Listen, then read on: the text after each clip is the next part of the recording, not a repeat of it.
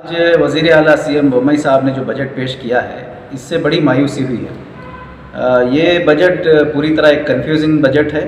ایک طرح سے جس طرح مودی صاحب نے 15 لاکھ دینے کا وعدہ کیا تھا، یہ بالکل اسی طرح کا بجٹ نظر آ رہا ہے۔ کوئی کلیئرٹی اس میں نہیں ہے، بالخصوص جو مائنارٹیز کا جو بجٹ ہے اس میں بھی جو ہے کوئی وضاحت نہیں ہے، چیزوں کو گھما پھرا کے پیش کیا گیا ہے، کوئی نئی اسکیم نہیں ہے۔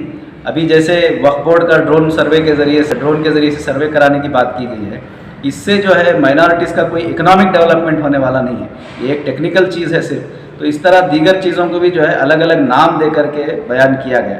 یہاں کرسچنز کو، جین کو اور دیگر جو مائنارٹیز ہیں ان کو وضاحت کی گئی ہے کہ 50,000 کروڑ روپے جو ہے ان کو دے کر کے ان کی ڈیولپمنٹ کیا جائے گا، لیکن مسلمانوں کا معاملہ ہے یہاں کوئی بجٹ وضاحت نہیں کی گئی ہے کہ کتنے کروڑ روپے مختص کیے گئے ہیں خاص کر مسلمانوں کی ڈیولپمنٹ کے لیے۔ تو اس بجٹ میں مسلمانوں کی اکنامک امپاورمنٹ یا ایجوکیشنل امپاورمنٹ کا کوئی ذکر نہیں ہے۔